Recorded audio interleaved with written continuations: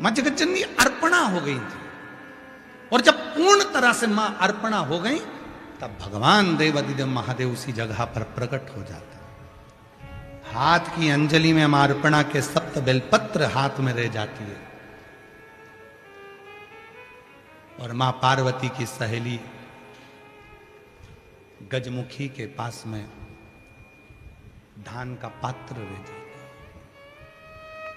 गजमुखी के पास में धान का पात्र है। पार्वती जी की सहेली थी गजमुखी।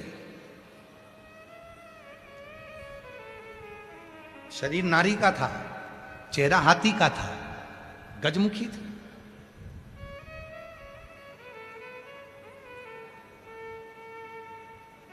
गजमुखी के पास में पात्र है, उसमें धान है। धान हाथ में रह गया। सप्त बेल पत्र मां जगत जननी जगदम्बा के हाथ में रह गई और शिव प्रकट हो गए। अर्पणा, क्या चाहती हो? आपके लिए यह शरीर ऐसा हो गया, इस शरीर को शुद्ध कर दीजिए।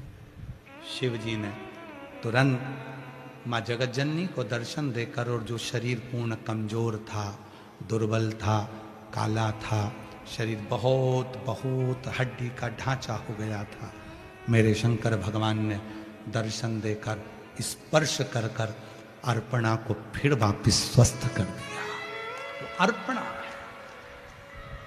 अर्पणा। एक माता का नाम है तिलकेश्वरी। पहले भगवान शंकर के नाम का जय घोष हो। बोल तिलकेश्वर महादेव की। भगवान शंकर तिलकेश्वर महादेव है और मां पार्वती तिलकेश्वरी।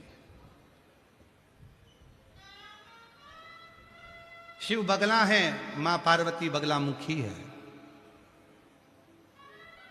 शिव ध्रुमवान है, पार्वती ध्रुमावती है।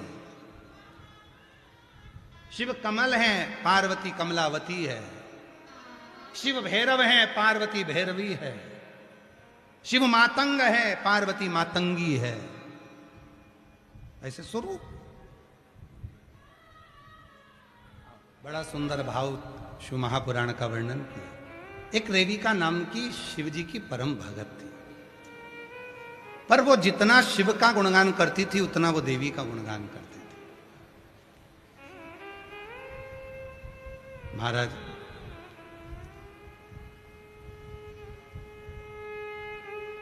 उसके पास पूजन करने के लिए कोई वस्तु नहीं होती थी, कोई वस्तु।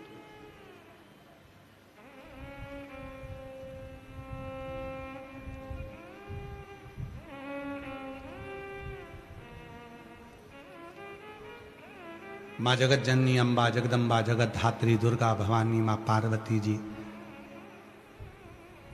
शिव जी की साधना में डूबी हुई थी। और उसी समय ये रेविका पार्वती जी की साधना में डूबी हुई थी।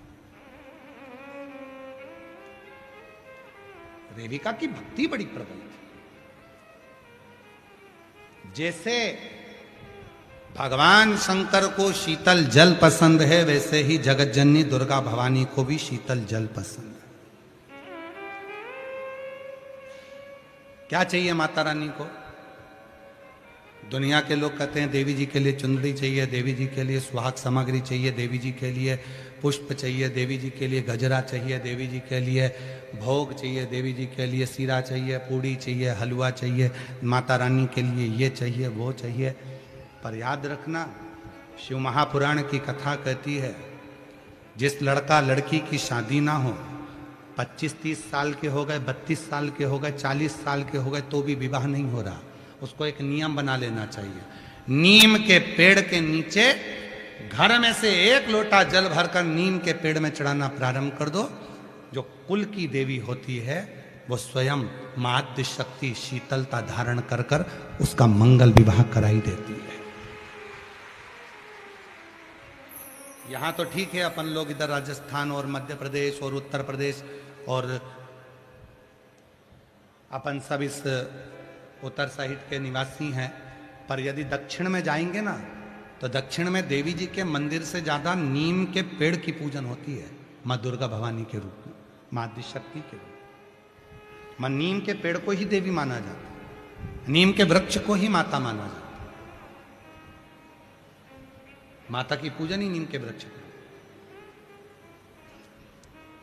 भले 25 साल हो गए, 30 साल हो गए, 35 साल हो गए, 40 साल हो गए, विवाह नहीं हो रहा है, रोज एक नियम बनाओ, शंकर जी के मंदिर तो जाते ही हो जल चढ़ाने के लिए, एक लोटा जल और ले जाओ, नीम के पेड़ में डाल के आओ, मंगल विवाह के लिए। देवी को क्या प्रिय है? माता रानी को क्या प्रिय है? शिव जी को क्या प्रिय है? शंकर भगवान को एक लोटा जल, उसी तरह माता को भी एक लोटा जल। अभी नवरात्रि चल रहा है, आप में से कई माताएं ऐसी होंगी जो माता रानी के मंदिर जाती होंगी, एक थाली में पीतल की मूर्ति रख देते होंगे, उसमें जल चढ़ाती होंगी। कई माता ऐसी होंगी जो जल चढ़ाने के लिए माता के मंदिर जाती होंगी अभी नवरात्रि में।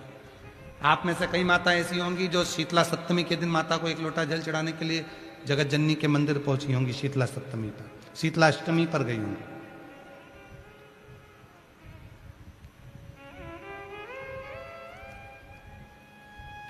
जगत जननी की पूजन।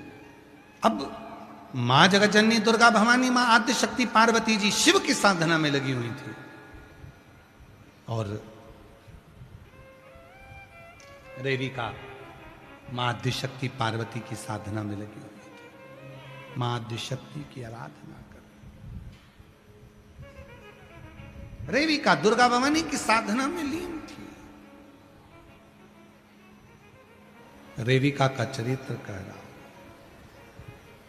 शिव साधना में मां पार्वती जी लगी हैं और रेविका मां जगत जननी दुर्गा भवानी की साधना में लगी है। कुछ नहीं है उसके पास।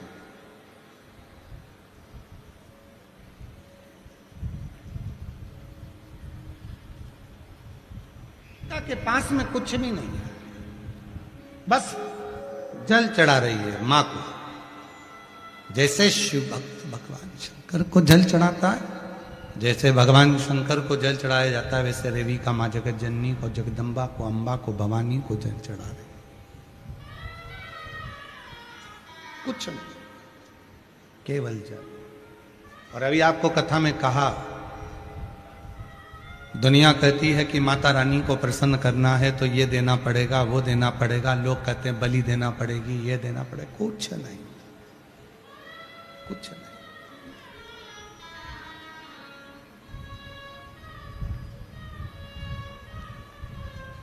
कितने भी पापी हो, कितना भी गलत काम कर लिया, कितना भी बेकार काम कर लिया, तो भी शंकर के मंदिर में जब आप जल चढ़ाने के लिए जाते हो, शिव शक्ति के रूप में और शक्ति शिव के रूप में उस जल को स्वीकार कर लेते हैं, दोनों। अच्छा, एक बात पूछें, जरा सा उत्तर देना। एक छोटा सा बच्चा, पिताजी आए ऑफिस से, बच्चा पूरा गंदगी में दौड़कर पापा के पास आ गया। पापा ने उसको रुका, रुक रुक रुक रुक रुक, इतना गंदा हो रहा है, जा मम्मा के पास जा, जा मां के पास जा। बच्चा गंदा हो रहा था, गंदगी उसके शरीर पर लग रही थी। पिता ने उसको मां के पास भेज दिया। पिता ने उसको अपने पास नहीं रखा, मां के पास भेजा। तू गंदा हो रहा है, मां के पास। शिव जी पे जो जल चढ़ता है, भगवान शंकर पर जो हम जल चढ़ाते हैं यहां, वो जल पिता के पास से होता हुआ ये जो माता का हस्त कमल है, माँ जगत जननी का जो हस्त कमल है, ये जलाधारी उस पर आता है, उस पर। बच्चा गंदा है, पिता ने उसको निकाला, चल जा माँ के पास जा, इतनी गंदगी लग रही तेरे शरीर में, जा।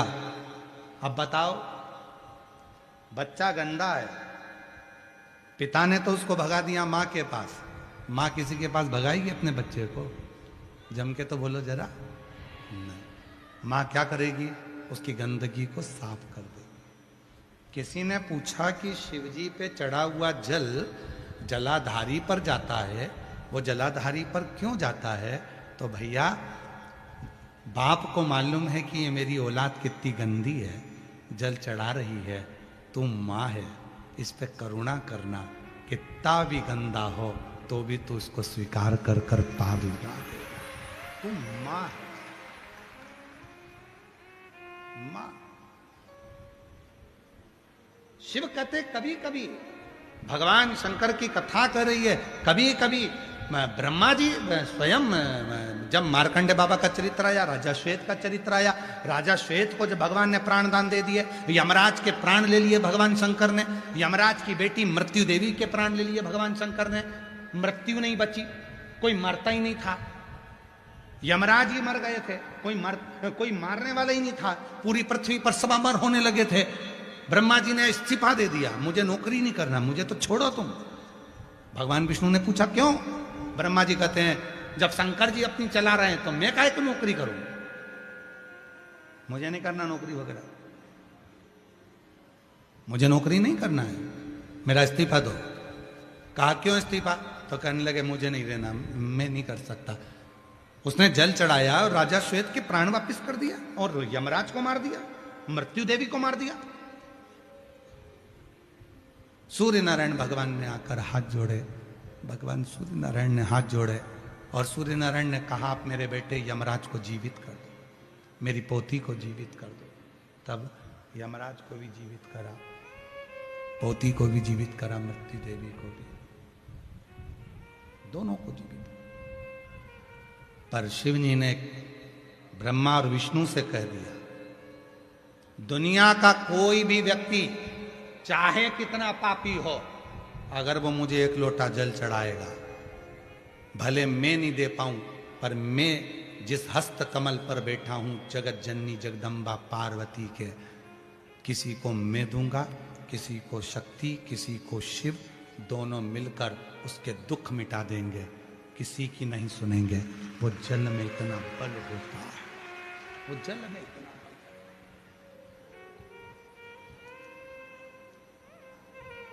किसी देवता को अलग अलग जल चढ़ाने की जरूरत ही नहीं है। जो शंकर भगवान को जल चढ़ाना प्रारंभ करता है, राम जी को भी जल मिलता है, कृष्ण जी को भी जल मिलता है, पितरों को जल मिलता है, आहूतों को जल मिलता है, वासुकों को जल मिलता है, सर्पों को जल मिलता है, किन्नरों को जल मिलता है, गंधर्वों को जल मिलता है, अप्सराओं को जल मिलता है। जो जल तुम शिव जी पे चढ़ा रहे हो वो जल सब देवताओं को प्राप्त हो। आज फिर कह रहे हैं, जो पहले कहा था आज फिर कहकर जा रहे हैं।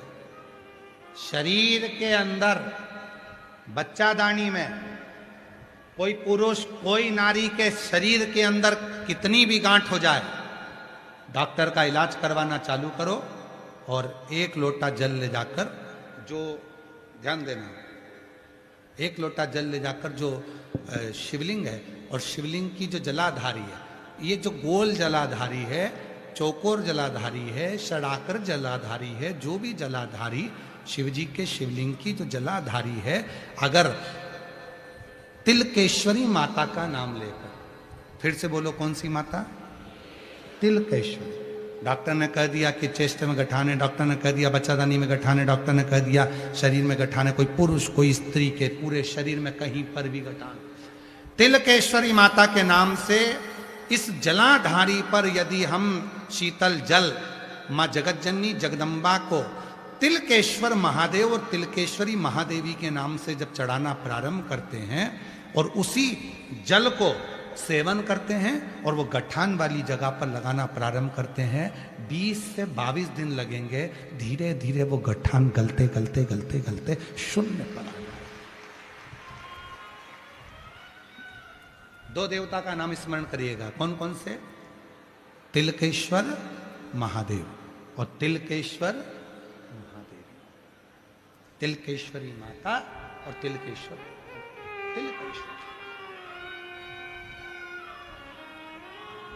तिलकेश्वर महादेव।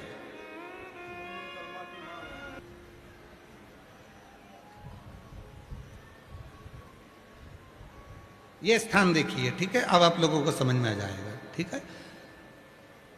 तिलकेश्वरी माता का जब नाम लेकर जो जल चढ़ाएंगे, तो जैसे ये अपना कलश है, कलश से जल चढ़ाएंगे तो यहां से चढ़ाएंगे और यहीं तक जाएगा, फिर जल चढ़ाकर यहीं से यहीं पर उस जल को समर्पित करते रहेंगे, तिलकेश्वरी माता का नाम लेकर, तिलकेश्वर महादेव का नाम लेकर, और नीचे कटोरी लगाकर रखें, उस जल को उसमें झेल कर लाएं और उस जल का सेवन करें। उसी तरह यदि थायराइड है, सोराइसिस है, या शरीर से जुड़ी हुई कोई भी तकलीफ अपने शरीर में आती है, तो दुर्वा, सप्त दुर्वा 7 स्थान पर ऐसे रख दें और उसी जल को फिर चढ़ाएं, उसी 7 दुर्वा को लेकर आ जाएं।